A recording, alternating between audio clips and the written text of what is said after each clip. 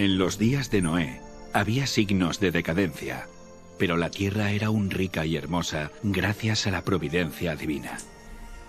Las colinas estaban pobladas con árboles majestuosos que sostenían las parras cargadas de frutas. Vastas llanuras revestidas de verdor y del dulce aroma de miles de flores. Los frutos de la tierra eran de una gran variedad y de una abundancia casi ilimitada. Los árboles superaban en tamaño, belleza y perfecta simetría a los más hermosos del presente. Su madera era fina y noble, muy parecida a la piedra y apenas un poco menos duradera que esta. Abundaban el oro, la plata y las piedras preciosas. La raza humana aún conservaba mucho de su vigor original. Solo unas pocas generaciones habían pasado desde que Adán tuvo acceso al árbol de la vida, y la vida del hombre aún se contaba en siglos.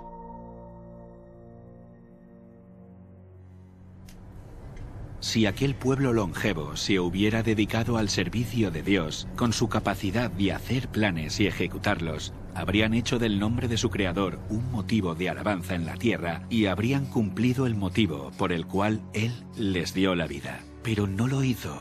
Había gigantes, hombres de gran estatura y fuerza, conocidos por su sabiduría, hábiles en la elaboración de las obras más maravillosas. Pero la culpa en que incurrieron al dar rienda suelta a su maldad fue proporcional a su destreza y habilidades mentales. A estos hombres antediluvianos, Dios los colmó de dones, pero usaron su ingenio para glorificarse a sí mismos y los transformaron en una maldición, al poner sus afectos en ellos mismos, en lugar de aquel que se los había dado. Utilizaban el oro, la plata, las piedras preciosas y las maderas selectas en la construcción de mansiones, y trataban de superarse unos a otros en el embellecimiento de sus moradas con las más hábiles obras del ingenio humano. Solo buscaban satisfacer los deseos de sus orgullosos corazones y se deleitaban en escenas de placer y maldad.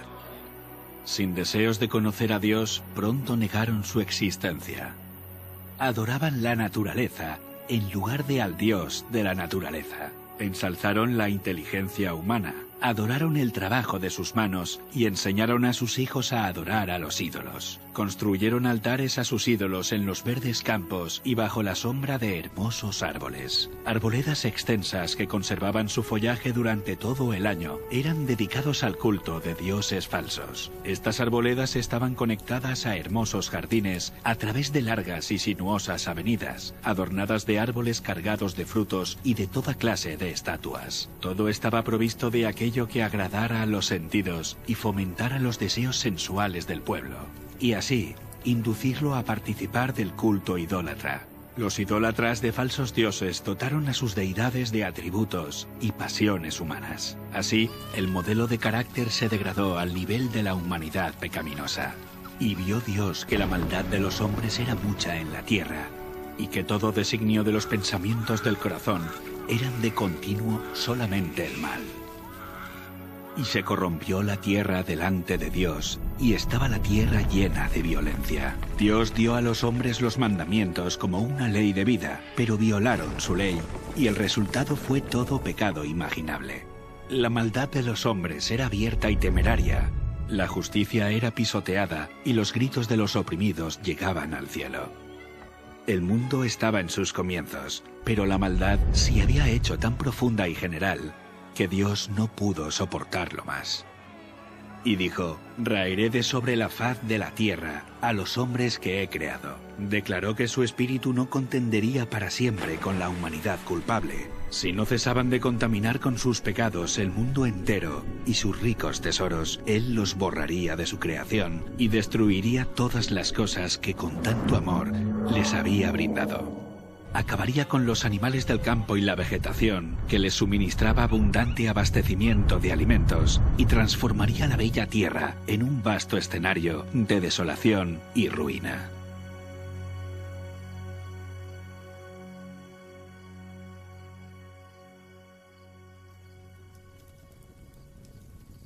120 años antes del diluvio, el Señor contó su propósito a Noé por medio de un ángel y le ordenó construir un arca. Mientras la construía, Noé tenía que predicar que Dios iba a traer sobre la tierra un diluvio para destruir a los impíos. Aquellos que creyeran el mensaje y se preparasen para este acontecimiento, arrepintiéndose y reformándose, obtendrían el perdón y serían salvos. Dios dio a Noé las dimensiones exactas del arca e instrucciones explícitas acerca de todos los detalles para su construcción. La sabiduría humana no habría podido idear una construcción de semejante resistencia y durabilidad. Dios fue el diseñador y Noé el maestro constructor. Tenía 3 pisos de altura y una puerta en uno de los lados. La luz entraba por la parte superior y las distintas secciones estaban dispuestas de forma que todas estaban iluminadas.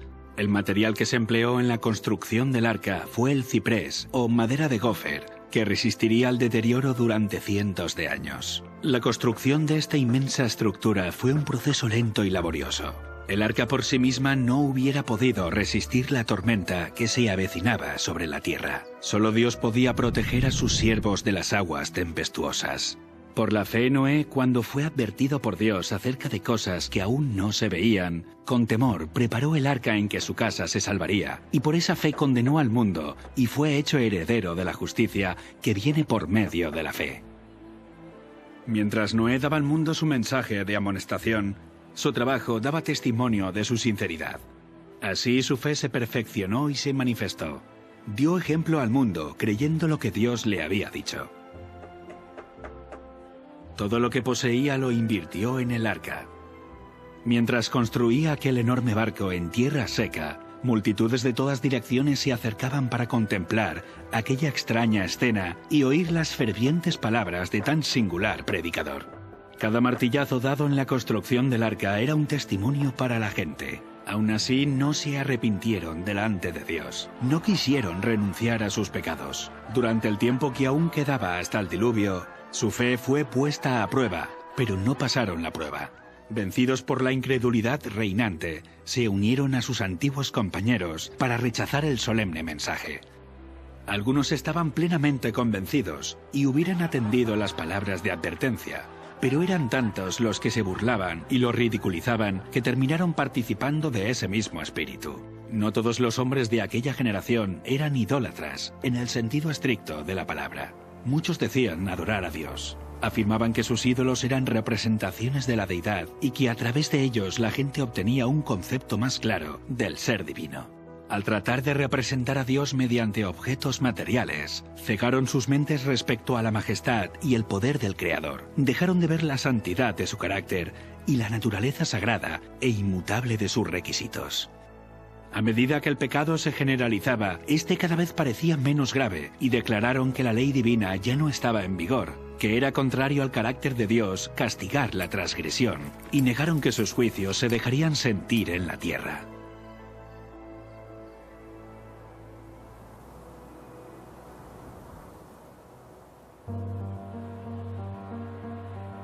Si aquella generación hubiese cumplido la ley divina, los hombres habrían reconocido la voz de Dios en la advertencia de su siervo.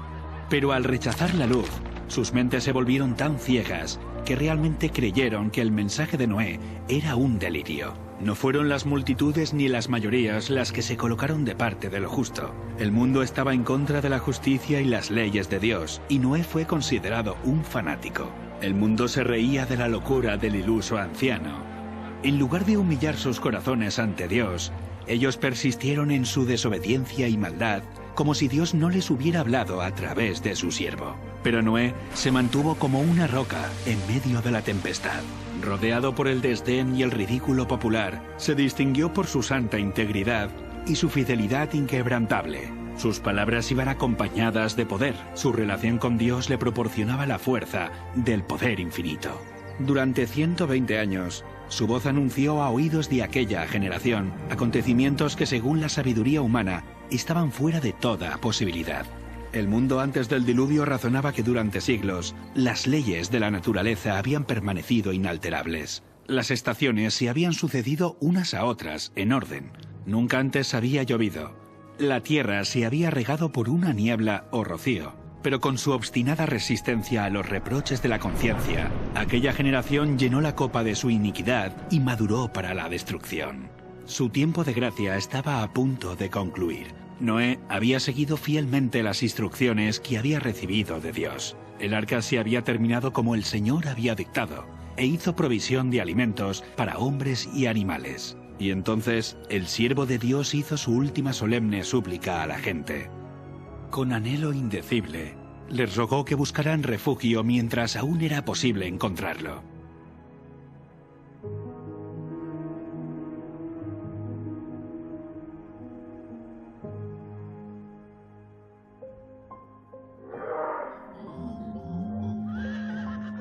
Animales de todo tipo, desde los más feroces hasta los más mansos, se veían venir desde las montañas y los bosques y dirigirse tranquilamente hacia el arca. Se oyó un ruido como de un fuerte viento, y he aquí los pájaros, que venían de todas direcciones en tal cantidad que oscurecieron los cielos. Entraban en el arca en perfecto orden.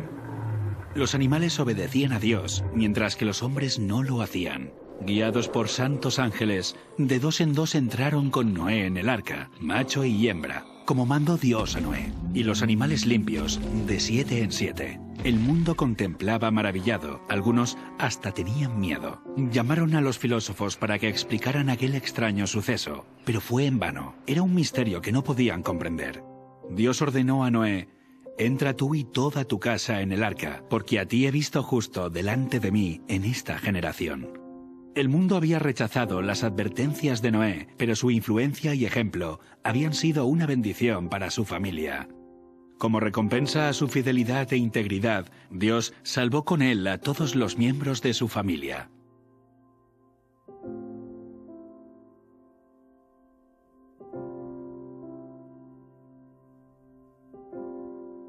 La misericordia dejó de suplicar a la raza culpable.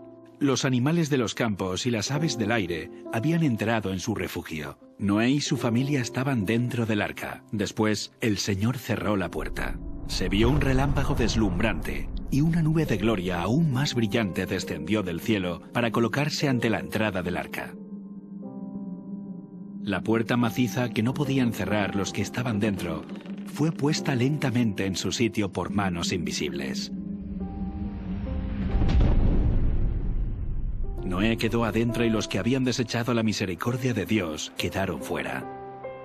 El sello del cielo fue puesto sobre la puerta. Dios la había cerrado y solamente Dios podía abrirla. Durante 7 días, después de que Noé y su familia hubieran entrado en el arca, no aparecieron señales de la inminente tempestad. Pero al 8º día, las nubes cubrieron los cielos. A estas le siguió el estallido de los truenos y el destello de los rayos. Pronto empezaron a caer grandes gotas de lluvia. El mundo nunca había presenciado nada parecido, y el miedo asaltó el corazón de los hombres. Todos se preguntaban secretamente: ¿será posible que Noé tuviera razón y que el mundo esté condenado a la destrucción? El cielo se oscurecía cada vez más, y la lluvia era más fuerte. Las bestias vagaban completamente aterrorizadas y sus aullidos discordantes parecían lamentar su propio destino y la suerte del hombre. Aquel día fueron rotas todas las fuentes del gran abismo y las cataratas de los cielos fueron abiertas. El agua se veía caer de las nubes como enormes cataratas. Los ríos se desbordaron de sus cauces e inundaron los valles. Torrentes de aguas brotaban de la tierra con fuerza indescriptible, arrojando al aire a decenas de metros rocas macizas que al caer se enterraban profundamente en el suelo. Los altares donde habían ofrecido sacrificios humanos fueron destruidos y los idólatras temblaron ante el poder del Dios vivo y comprendieron que la causa de su ruina fue su corrupción e idolatría. A medida que la violencia de la tempestad aumentaba, árboles, edificios, rocas y tierra fueron lanzados en todas direcciones. El terror de los hombres y los animales era indescriptible. Por encima del rugido de la tempestad podían escucharse los lamentos de un pueblo que había despreciado la autoridad de Dios. Muchos estaban frenéticos por el miedo y estiraban sus brazos hacia el arca, implorando que se les permitiera entrar. Pero sus súplicas fueron en vano. Se habían convencido que había un Dios en los cielos que lo gobierna todo. Algunos, en su desesperación, intentaron romper el arca para entrar en ella, pero la firme estructura resistió todos los embates. Otros se sujetaron al arca hasta que las embravecidas aguas los tiraron o se cayeron por la colisión con rocas y árboles. Todas las fibras de la maciza arca temblaban cuando era golpeada por los vientos inmisericordes, y una ola la arrojaba a la otra. Los rugidos de los animales que estaban dentro del arca expresaban su miedo y dolor. Pero en medio de los revueltos elementos, el arca continuaba flotando con toda seguridad. Otras personas se ataron juntamente con sus hijos en los lomos de poderosos animales, sabiendo que estos eran tenaces para conservar la vida y subirían a las cumbres más altas para escapar del agua que se iba elevando. Otros se ataron a elevados árboles en la cumbre de las colinas o las montañas. Sitio tras sitio que prometía seguridad era abandonado.